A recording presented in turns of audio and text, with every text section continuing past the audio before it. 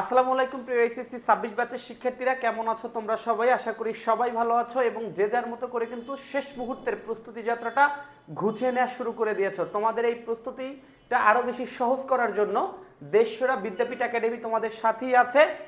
আজকে তোমাদের সবার রিকোয়েস্টের একটা ক্লাস, যেটা তোমরা সবাই অনলাইনে কমেন্ট করছিলা এবং বলছিলা যে বাংলা ব্যাকরণের সাজেশনটা চাই। তো আজকে বাংলা হচ্ছে দ্বিতীয় পত্রের 100 মার্কের সাজেশন এই ক্লাসে পেতে যাচ্ছ। তার মানে একটু স্কিপ না করে সম্পূর্ণটা ক্লাস জুড়ে আমাদের সাথে থাকো। একেবারে কোন প্রশ্ন আসতে পারে, কি কি আসতে পারে, কোনটা তোমার জন্য লেখা বেটার হবে, সম্পূর্ণ 100 মার্কের একটা সাজেশন দিব।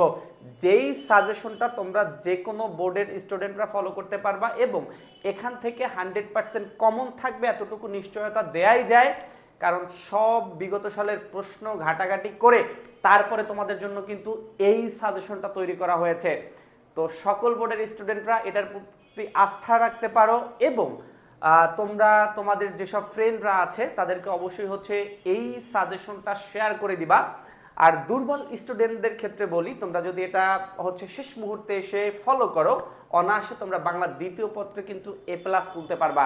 আর আমাদের টার্গেটটা কিন্তু সেখানেই। ওকে, শুরু করা যাক।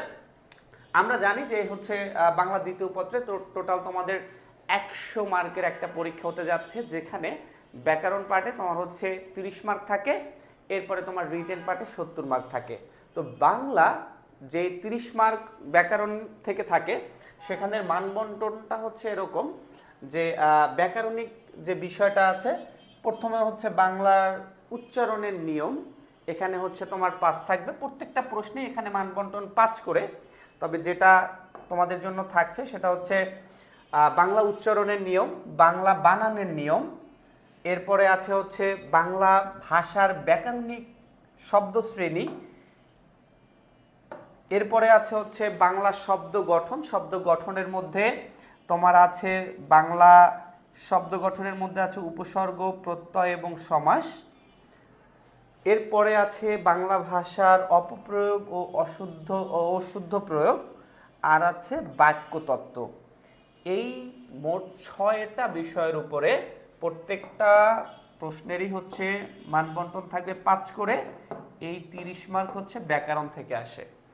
তার মানে আমরা আবার একটু দেখে নিই। বাংলা উচ্চারণের নিয়ম, বাংলা বানানের নিয়ম, বাংলা ভাষার ব্যাকরণিক শব্দ শ্রেণী, বাংলা শব্দ গঠন, যেটা হচ্ছে উপসর্গ, প্রত্যয়, সমাস থেকে যেই শব্দগুলো গঠন হয় সেগুলো থেকে আসবে, বাংলা ভাষার অপপ্রয়োগ ও শুদ্ধ প্রয়োগ, আর একটা হচ্ছে বাক্যতত্ত্ব।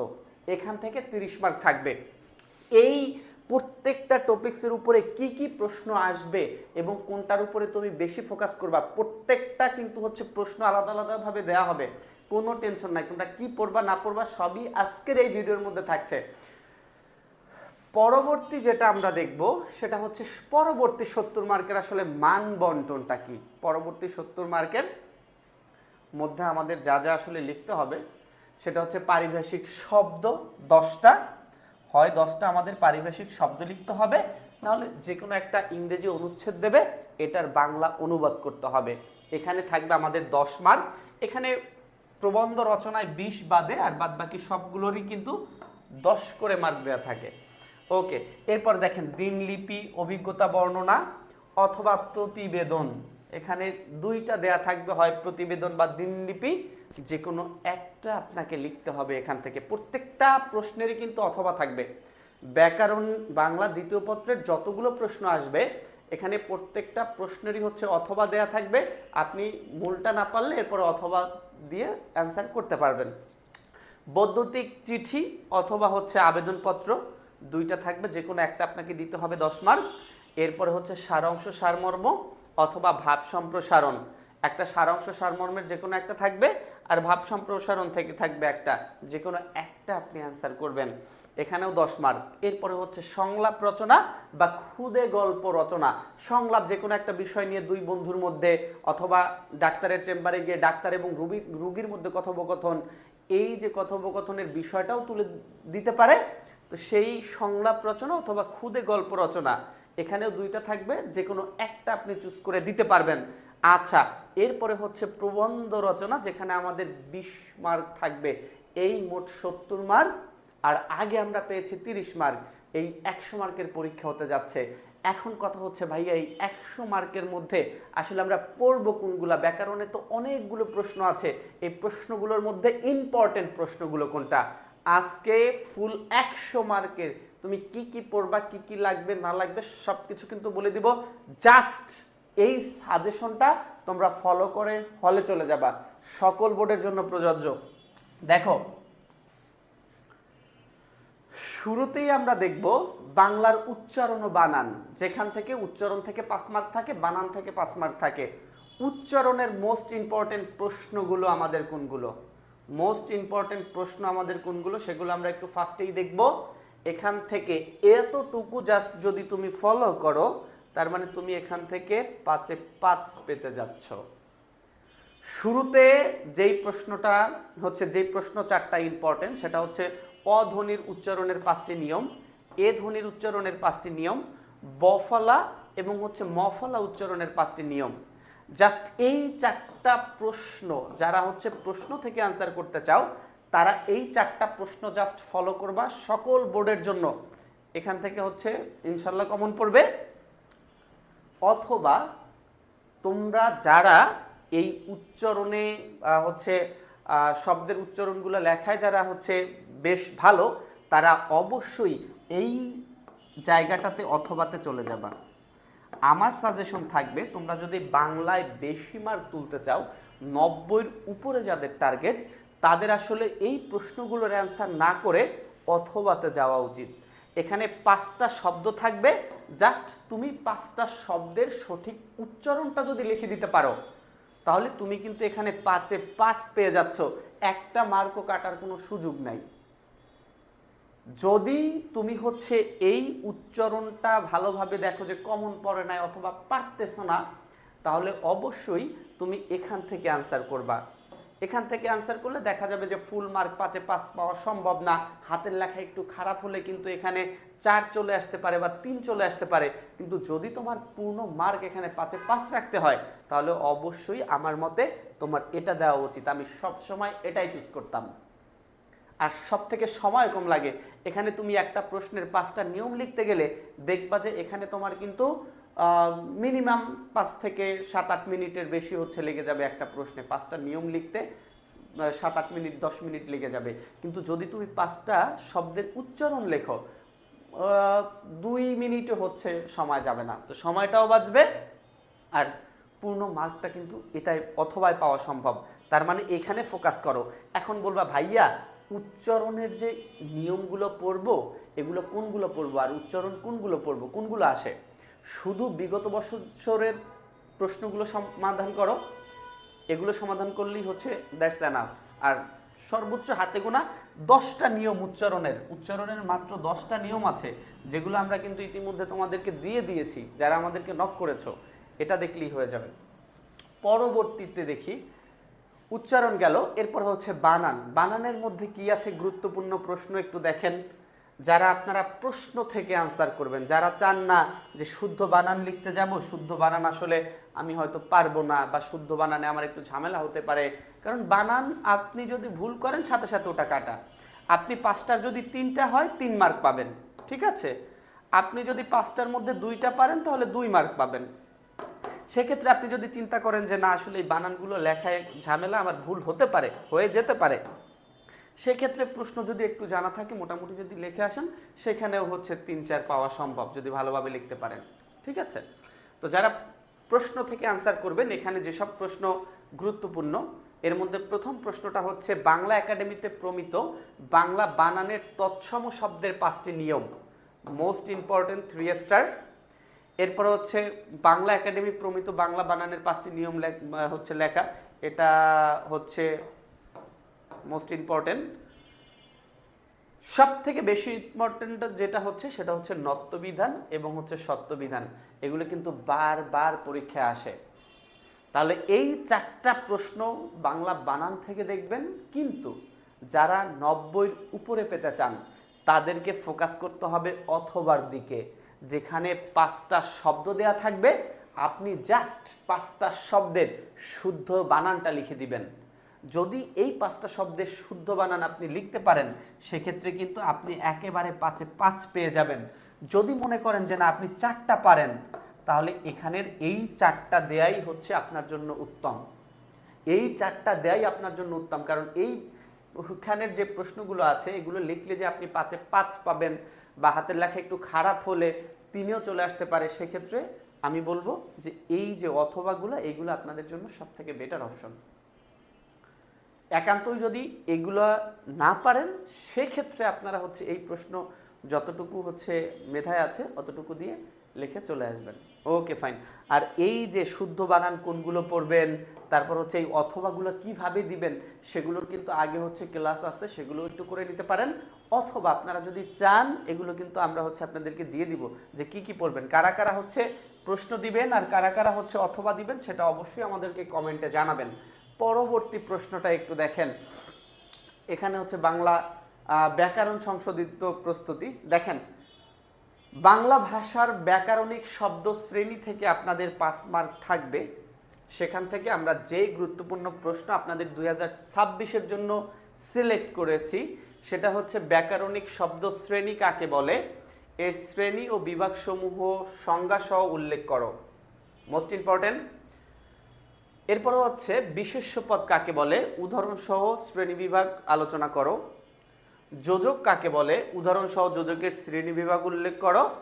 সর্বনাম কাকে বলে।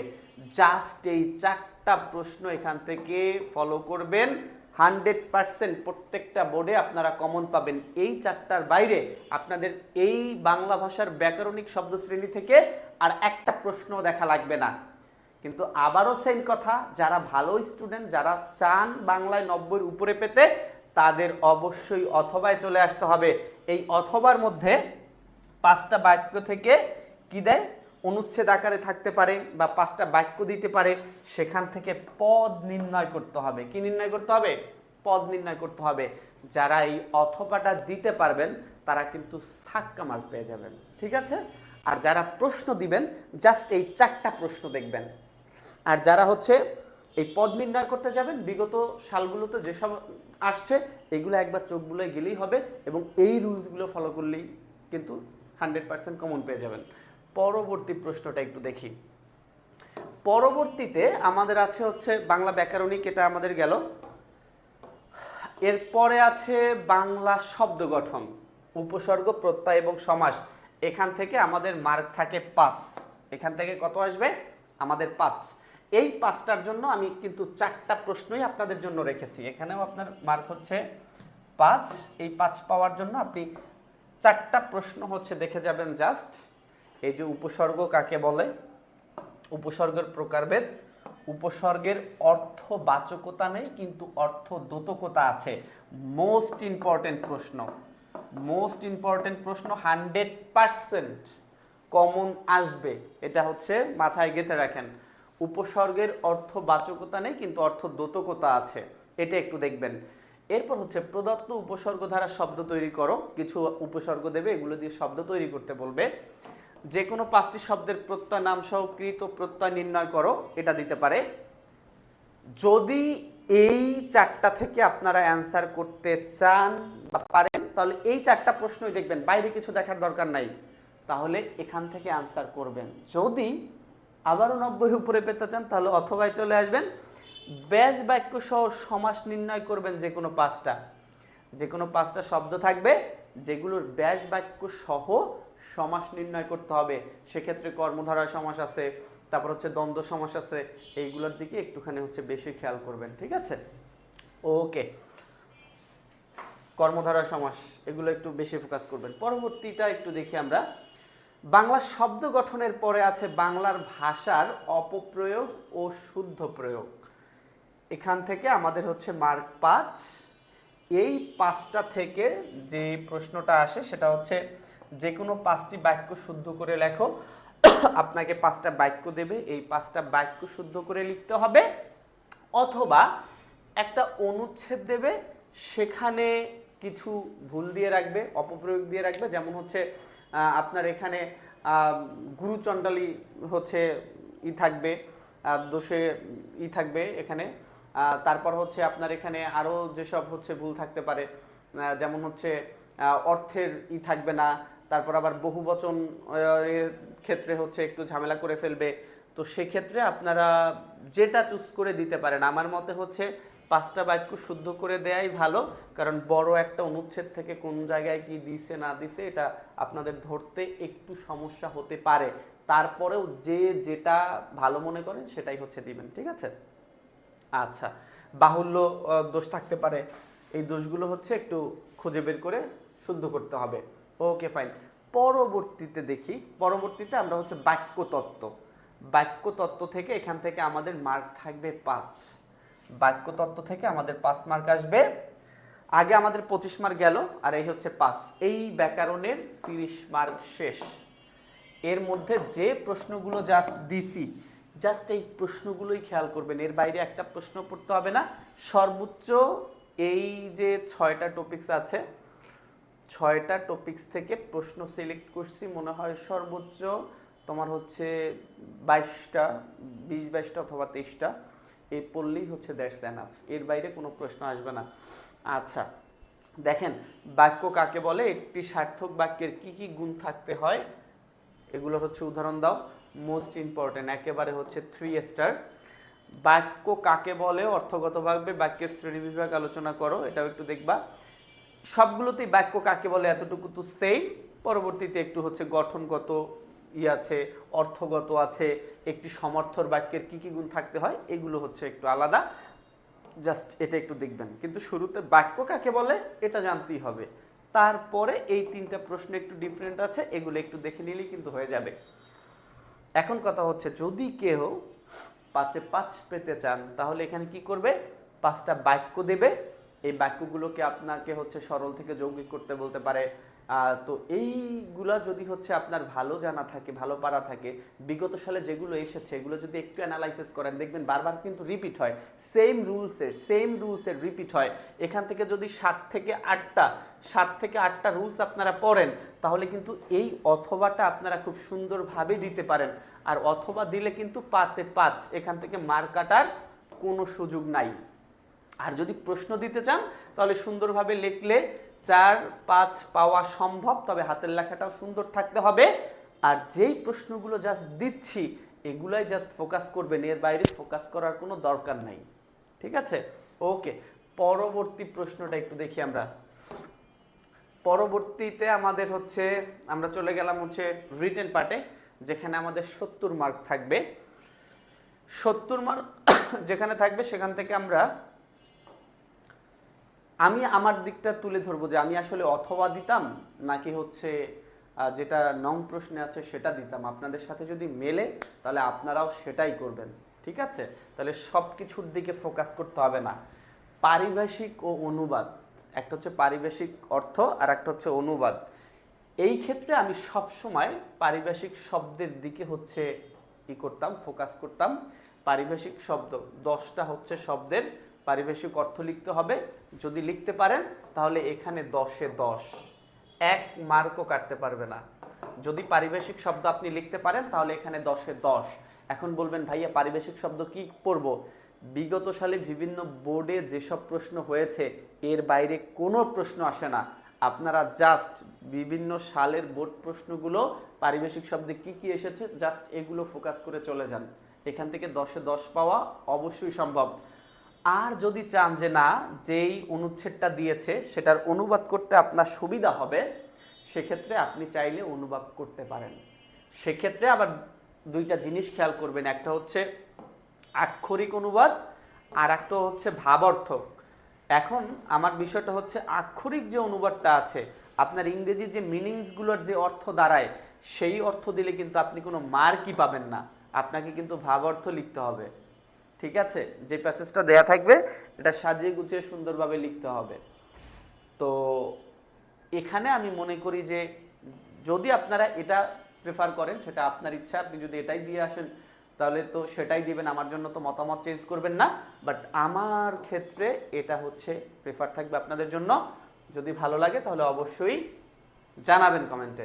পরবর্তীতে একটু দেখেন দিনলিপি ও প্রতিবেদন, ঠিক আছে?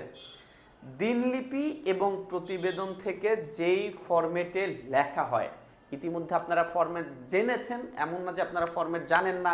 দিনলিপি কেমনে লিখতে হয়, ইমেল কেমনে লিখতে হয়, এটা কিভাবে লিখতে হয়, যদি না জানা থাকে তাহলে অবশ্যই আমাদের বিদ্যাপীঠ একাডেমির পেজে আপনারা মেসেজ করবেন যে ভাইয়া দিনলিপি, প্রতিবেদন অথবা হচ্ছে ইমেল কিভাবে করতে হয় বা আবেদন কিভাবে লিখতে হয়, এই ফরম্যাটগুলো আমাদেরকে একটু সাজাই দেন যে এইভাবে লিখতে হয়।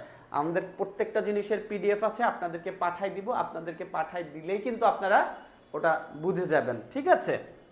আচ্ছা, দিনলিপি ও অভিজ্ঞতা বর্ণনা থেকে প্রশ্ন থাকবে, যে কোনো একটা থেকে থাকবে আর কি, হয় দিনলিপি দিবে না হলে অভিজ্ঞতা বর্ণনা দিবে, অথবা আপনাকে প্রতিবেদন দিবে, ঠিক আছে? এখান থেকে বেশিরভাগ আমি যতটুকু বুঝতে পারি সেটা হচ্ছে দিনলিপি দিবে আর হচ্ছে প্রতিবেদন দিবে। তো আমি সব সময় প্রতিবেদনটাকেই হচ্ছে প্রেফার করি, যে আপনি চাইলেই হচ্ছে কোনো কিছুর উপরে প্রতিবেদন দিতে পারেন, অথবা আপনি যদি দিনলিপি লিখতে চান তাহলে যেই ফরম্যাটে লিখতে হয় ওখানে দিনলিপি সম্পর্কে দিতে পারে, যে আপনার হচ্ছে প্রথম দিনের কলেজ, যেদিন হচ্ছে প্রথম দিন গিয়েছিলেন সেদিনের অভিজ্ঞতা তুলে ধরেন, অথবা অমুক একটা দিন সমুক একটা দিনের কথা তুলে ধরতে পারে, ঠিক আছে? ওটা আপনারা হচ্ছে বাংলা তো, এটা আপনারা খুব সুন্দরভাবেই হচ্ছে লিখতে পারেন। জাস্ট ফরম্যাটটা ঠিক রেখে কিছু সাজানো গোছানো কথা যদি লিখতে পারেন তাহলেই ফুল মার্ক পাওয়া সম্ভব। আর প্রতিবেদনে যদি ফোকাস করেন তাহলে প্রতিবেদনের সমসাময়িক বিষয়গুলো একটু বেশি হচ্ছে ফোকাস করবেন। প্রতিবেদনের মধ্যে দেখেন হামরুবেলার সংক্রামক বৃদ্ধি, এখানে অনেকগুলো আছে, যদি আপনাদের সম্ভব হয়, কারণ এগুলো তো একবার জাস্ট আপনারা চোখে দেখলেই হয়ে যাবে, ওরকম লাইন টু লাইন মুখস্থ করার দরকার নাই। একটা প্যাসেজ, একটা যদি পৃষ্ঠা পড়েন, ওই পৃষ্ঠার মধ্যে কি সেন্টেন্স কোনগুলো এগুলো আপনারা বোঝেন, এখন জাস্ট ওইগুলো হচ্ছে মনে থাকলেই হবে। যেমন এই যে হামরুবেলার সংক্রামক বৃদ্ধি, জুলাই গণ অভ্যুত্থানটা দেখতে পারেন, তারপর হচ্ছে সড়ক দুর্ঘটনা, ডেঙ্গু জ্বর আছে, ইন্টারনেট ব্যবহারের সুফল কুফল আছে, পরিবেশ দূষণ, এটা একটু বাচ্চামি হয়ে যায়, তারপরে দেখতে পারেন দ্রব্যমূল্য বৃদ্ধি, মোস্ট ইম্পর্টেন্ট, এটা বারবার কিন্তু পরীক্ষা আসে। এরপরে হচ্ছে আপনারা দেখবেন মাদক দ্রব্যের ভয়াবহ পরিণতি, মোস্ট ইম্পর্টেন্ট। দুর্নীতির কারণ ও তার প্রতিকার, এটা অবশ্যই দেখবেন, কারণ বাংলাদেশ একটা দুর্নীতিগ্রস্ত রাষ্ট্র। 21-এর বইমেলা, কিছুদিন আগে যেহেতু গেছে 21-এর বইমেলা, এটা ভালো দেখতে পারেন। তারপর হচ্ছে কিছুদিন যাবৎ লোডশেডিং হচ্ছে, এটা না দেখে খাদ্য ভেজালটা আগে দেখব। খাদ্যে ভেজাল, এটা বারবারই পরীক্ষা আসে, লোডশেডিংটাও একটু দেখব। তো এগুলো হচ্ছে মোস্ট ইম্পর্টেন্ট। বাদ বাকি এই যে কলেজের বার্ষিক ক্রীড়া প্রতিযোগিতা, এটাও একটু দেখতে পারেন। বই পড়ার অভ্যাস গঠন, এই যে মোটামুটি যেগুলো দাগাই দিছি, 1টা 2টা 3টা 4টা 5টা 6টা, তারপর হচ্ছে 7টা 8টা 9টা 10টা 11টা, এই 10টা 11টা যদি একটু মোটামুটি চোখ বুলাই যান, এখান থেকে কিন্তু 100% কমন থাকবে। পরবর্তীগুলো একটু দেখি। তো এখান থেকে আমি হচ্ছে প্রতিবেদনটাই হচ্ছে ফোকাস করব দিনলিপির থেকে। এরপরে হচ্ছে চিঠি ও আবেদন। চিঠি ও আবেদনের মধ্যে আবার একটা কথা আছে, একটা হচ্ছে বৈদ্যুতিক চিঠি, যেটাকে আমরা ইমেল বলি, আর একটা হচ্ছে আবেদনপত্র। এখন আমাদের যেসব টিচাররা হচ্ছে খাতা দেখবে, এরা এতটাও আধুনিক যুগের না, তারা হচ্ছে সব সময় দেখবেন যে আবেদনপত্র লিখতেই আসলে একটু অভ্যস্ত, এবং আবেদন দেখতেই চোখে ভালো লাগে ফরম্যাটটা। তো যার কারণে ইমেল অনেক ছোট হয়ে যায়, বা খুদে বার্তা একটু দেখতেও ছোট হয়ে যায়, বা ফরম্যাটটাও অতটা না, যার কারণে আমার দৃষ্টিতে এটার থেকে এই যে আবেদন লেখাটা হচ্ছে বেটার, ঠিক আছে? এখানে সব থেকে বেশি মার্ক পাওয়া সম্ভব যদি ফরম্যাটটা সুন্দরভাবে সাজিয়ে যে জিনিসটা চেয়েছে সেটা যদি একটু তুলে ধরতে পারেন। এখন আবেদনের ক্ষেত্রে কথা আছে, আবেদন কিছু হয় ব্যক্তিগত, ঠিক আছে? ব্যক্তিগত কিছু পত্র হইতে পারে, আবেদন আর কি পত্রলিখনটা তো আমরা দিচ্ছি না, আবেদনটাই আসে পরীক্ষায়। আর পত্রলিখন যদি আসে তাহলে তো বুঝতেই পারতেছেন যে চিঠি লিখবেন। সংবাদপত্রে প্রকাশের উপর উপযোগী পত্র, একটা কিন্তু হচ্ছে সংবাদপত্রে যে পাঠাবেন একটা জিনিস, একটা রিপোর্ট করবেন, এটার জন্য একটা আবেদন আছে। ছুটি ও অন্যান্য প্রতিষ্ঠানের বিষয়ে আবেদনপত্র, আর একটা হচ্ছে চাকরির জন্য আবেদনপত্র। তো প্রত্যেকটারই হচ্ছে কিন্তু আপনাদের মোটামুটি ফরমেশন আবেদনের জানা আছে। যে বিষয়টার উপরে ফোকাস করবে জাস্ট সেটার উপরে একটা আবেদন করবেন, এবং কোথায় আবেদন করতে বলছে, কার কাছে করতে বলছে, কোন মহোদয়ের কাছে করতে বলছে, সেটা একটু ফোকাসে রাখবেন। আর এছাড়া আপনি যদি মনে করেন যে না বৈদ্যুতিক চিঠি লিখবো, যেহেতু আমাদের omuk@gmail.com এগুলো জানা আছে, ফর্ম 2 সব কিছু ফরমেশন সাজিয়ে যেটা চাবে সেটার উপরে আপনার মনের মাধুর্য মিশিয়ে তারপরে লিখবেন। অবশ্যই এখান থেকে মিনিমাম 8 আপনাকে উদ্ধার করতেই হবে, বুঝতে পেরেছেন? 8 আপনাকে উদ্ধার করতেই হবে, এবং এটা সম্ভব। অবশ্যই আপনি যদি টিচারকে ইমপ্রেস করতে পারেন তাহলেই সম্ভব। এগুলো যা আসবে আপনারা সেটাই পারবেন, আমার বিশ্বাস। এরপরে দেখেন সারাংশ অথবা ভাব সম্প্রসারণ। এখানে আপনাদের গুরুত্বপূর্ণ একটা জিনিস, যেখানে 10 মার্ক থাকবে। এই পেজের মধ্যেই আপনার 10 মার্ক আছে, জাস্ট একটু চোখ বুলাই নেবেন। এখন কোন পার্টটা দেখবেন? আপনি কি সারাংশ ও সারমর্ম দিবেন নাকি ভাব সম্প্রসারণ দিবেন, এটা আপনার ইচ্ছা। কিন্তু আমার কাছে যদি জিজ্ঞেস করেন তাহলে আমি বলবো সারাংশ সারমর্ম খুবই ছোট। একটা জিনিসের সারাংশ এবং সারমর্ম খুবই ছোট, এটা 2 মিনিটের মধ্যে লেখা যায়, এবং যদি হুবহু হয়ে যায় তাহলে 10-এ 10। আপনি চার লাইন লিখেই হচ্ছে 10-এ 10 পেয়ে যাচ্ছেন। কিন্তু ভাব সম্প্রসারণটা একটু বড় লিখতে হয়, তারপরও হচ্ছে লিখে হচ্ছে 8 পাওয়া যায়, ঠিক আছে?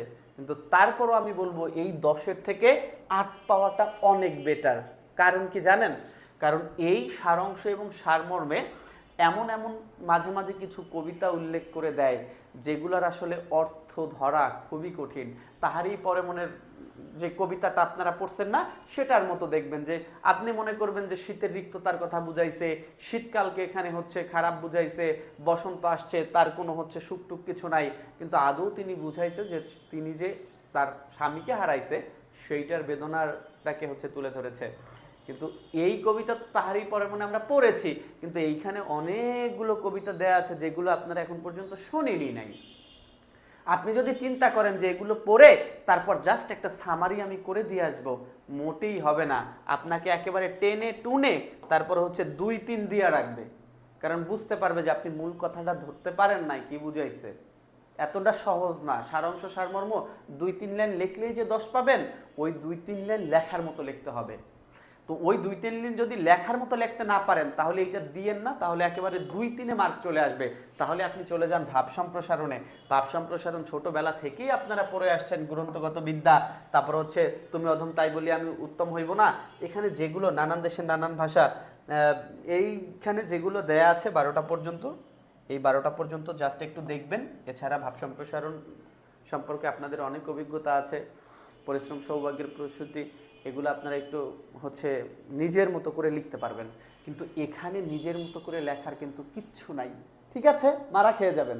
তার মানে আমি বলবো 10 মার্কের লোভ করার থেকে আমার মনে হয় বেশি লিখে 8 পাওয়া, এখানে একটু কষ্ট করা ভালো। তারপরে আপনারা জানাবেন যে আসলে আপনাদের মতামতটা কি, ঠিক আছে? আমার সাথে কি একমত? না হলে সেটাও একটু বলবেন, ঠিক আছে? পরবর্তীটা একটু দেখি। এরপরে আমাদের যেই জিনিসটা করতে হবে সেটা হচ্ছে সংলাপ অথবা খুদে গল্প রচনা। হয় সংলাপ লিখবেন, না হলে হচ্ছে খুদে গল্প লিখবেন। এখানে আপনাদের মার্ক হচ্ছে 10 মার্ক, ঠিক আছে? এখন আমি যেই জিনিসটা বলবো, এখানে আসলে যেগুলো দেওয়া আছে, শীতের সকল অধ্যবসায়, ছাত্র দেশ গঠনে ছাত্র সমাজের ভূমিকা, একটি বর্ষণ মুখর সন্ধ্যা, এইগুলো হচ্ছে লাগে না। এই টপিকসগুলো লেখার জন্য আসলে প্রশ্ন পেলেই ইনশাল্লাহ আমরা লিখতে পারি। বাংলার উপরে আমাদের ভালো একটা আছে। এখন বিষয়টা হচ্ছে সংলাপ নাকি খুদে গল্প রচনা। যদি তুমি গল্প রচনায় বেশ পটু হও, তোমাকে একটা টপিকস দিয়ে দিবে, সেটা সম্পর্কে একটা ছোট ক্ষুদ্র গল্প লিখতে হবে। সেটা যদি তুমি ভালো পারো, তুমি যদি ভালো কবির ভাব তোমার মধ্যে থাকে, হ্যাঁ, তাহলে তুমি একটা খুদে গল্প রচনা করে দাও। কিন্তু আমার দিক থেকে যদি তুমি সাজেস্ট চাও যে ভাইয়া কি লিখবো, তাহলে আমি অবশ্যই বলবো সংলাপ লিখবা। মিনিমাম 2 পেজের থেকে বেশি লিখবা সংলাপটা, 2 পেজের থেকে বেশি লিখবা, 2 পেজ তো মিনিমাম লিখবা। কারণ কি, সংলাপ শুরু হবে, প্রথম যাইয়ে হাই হ্যালো করবা, সালাম কালাম দিবা, তারপরে ধরো মাদকের উপরে, বা এই যে জুলাই গণ অভ্যুত্থানের উপরে একটা টপিকস দিয়ে দিল যে দুইজনের মধ্যে কথোপকথন, বেশ কথা বলতে পারবা। তুমি তার একটা প্রশ্ন করবা, সে উত্তর দিবে, সে আবার পাল্টা প্রশ্ন করবে, তুমি উত্তর দিবা। এটা ভাই তুমি তোমার মনের মাধুর্য মিশিয়ে একেবারে লিখে ফাটাই দিতে পারবা। আর ছোট গল্পে গিয়ে তোমাকে আবার ভাবতে হবে কি হয়েছিল, এরপরে কি লিখবো, স্যারের পছন্দ হয় কিনা, স্যারে আবার হাসলো কিনা, স্যারে আবার আমার গল্প শুনে কেন্দে দিল কিনা, হ্যাঁ লুবাবার মতো, তাইলে তুমি এখানে কিন্তু একটা মানে হচ্ছে নিজেই হিজিবিজির মধ্যে পড়ে যাবা। তার থেকে সংলাপটা যদি সালাম কালাম দিয়ে শেষে হচ্ছে বায়টায় বলবা, ওখানেও 4-5টা লাইন বেড়ে যাবে। তার মানে আমার দিক থেকে যদি বলো যে ভাইয়া আমি কি লিখবো, তাহলে আমি 100% বলবো তুমি সংলাপ লিখবা। ঠিক আছে, ওকে ফাইন। এরপরে হচ্ছে প্রবন্ধ রচনা, যেখানে আমাদের 20টা মার্ক থাকবে। আর অবশ্যই প্রবন্ধ রচনার ক্ষেত্রে আমরা ভাইয়া 15 পেজ হচ্ছে মিনিমাম। কারণ বাংলায় তুমি যেই অ্যান্সারগুলো করবা এটা যদি ঠিকভাবে লেখো, তাহলে তোমার 1.5 ঘন্টার মধ্যে পরীক্ষা শেষ, সর্বোচ্চ 2 ঘন্টা। 1 ঘন্টা বসে তুমি হচ্ছে রচনা লিখতে পারবা। মিনিমাম 15 পেজের উপরে তোমার যাইতে হবে, সোজা কথা। ঠিক আছে, এখন এইখানে এই প্রবন্ধ রচনার মধ্যে যে কয়টা নাম এখানে দেয়া আছে, এগুলো যদি পারো তাহলে হচ্ছে দেখবা বেস্ট। এর মধ্যে হচ্ছে স্বদেশ প্রেম বা মহান মুক্তিযুদ্ধের চেতনা তো দেওয়াই আছে, মোস্ট ইম্পর্টেন্ট। মানব কল্যাণে বিজ্ঞান বা তথ্য প্রযুক্তি ডিজিটাল বাংলাদেশ, এগুলো সব থেকে বেশি দেখবা। বা কৃষি ক্ষেত্রে বিজ্ঞান, মোস্ট ইম্পর্টেন্ট। নারীর ক্ষমতায়ন বা নারী শিক্ষা, নারীর ক্ষমতায়ন অথবা নারী শিক্ষার অগ্রগতি, এটা দিবা। এরপর যদি তুমি চাও এই যে মাদকের বিরুদ্ধে যদি একটু লিখতে চাও, এটা দেখবা। পাশাপাশি জুলাই গণ অভ্যুত্থান থেকে দেখবা, জুলাই গণ অভ্যুত্থান থেকে দেখবা। তো মোটামুটি এইগুলো যদি হচ্ছে একটু দেখতে পারো যে কোনো বোর্ডের জন্য, কারণ এখানে তো অনেকগুলো অপশন থাকে, যে কোনো একটা লিখতে হয়, অবশ্যই মাস্ট বি 100% তোমাদের জন্য কমন থাকবে এখানে যেগুলো দেয়া আছে। এরপরে তোমাদের জন্য যেই সাজেশনটা থাকবে সেটা হচ্ছে আমার সাথে যদি তোমাদের মেলে, যে আমি অথবা দিব না নিচেরটা দিব, অথবা দিব না নিচেরটা দিব, যেটা দাও, যেটা দাও, এই স্ট্র্যাটেজি যদি হচ্ছে তুমি ফলো করো, এখান থেকে তোমার শতভাগ মার্ক পাওয়া সম্ভব। 100%-এর মধ্যে, 100 মার্কের মধ্যে তুমি এ প্লাস তুলতে পারবা অনায়াসে বাংলা দ্বিতীয় পত্রে, যদি আমাদের সাজেশনটা ফলো করো। আর যাদের হচ্ছে ইমেল বা হচ্ছে আদার্স যে রাইটিং পার্টের এগুলো আছে, এগুলোর ফরমেশন যদি মনে না থাকে, ফরম্যাট যদি মনে না থাকে, সেক্ষেত্রে অবশ্যই ভাইয়াকে জানাবা যে ভাইয়া কিভাবে হচ্ছে সাজাবো, কোনটা কিভাবে সাজাবো। চাইলে পার্সোনালি নক করতে পারো, কারণ আমরা সব সময় পেজে তোমাদের যদি কমেন্ট করো, কমেন্টসের হচ্ছে রিপ্লাই করি, সেখানে অবশ্যই আমাদের আইডি পেয়ে যাবা, সেখানে গিয়ে হচ্ছে সাজেশন হচ্ছে চাইতে পারো। অবশ্যই আমরা তোমাদেরকে সাজেশন দিয়ে হেল্প করব। আজকের এই ক্লাসটা বেশি বেশি করে শেয়ার করার অনুরোধ রইল তোমাদের কাছে, যাতে করে তোমাদের ফ্রেন্ড সার্কেলরা এই গুরুত্বপূর্ণ সাজেশনটা পেয়ে যায় দ্বিতীয় পত্রের। এখানে 100 মার্কের পূর্ণাঙ্গ সাজেশন দেওয়া হয়েছে। বিদ্যাপীঠ একাডেমি তোমাদের সাথেই আছে, তোমাদের হাত ধরেই বিদ্যাপীঠ একাডেমি পৌঁছে যাবে সাফল্যের স্বর্ণ শিখরে। আজকের মতো তোমাদের কাছ থেকে বিদায় নিচ্ছে তোমাদের প্রিয় নাইম ভাইয়া। আসসালামু আলাইকুম।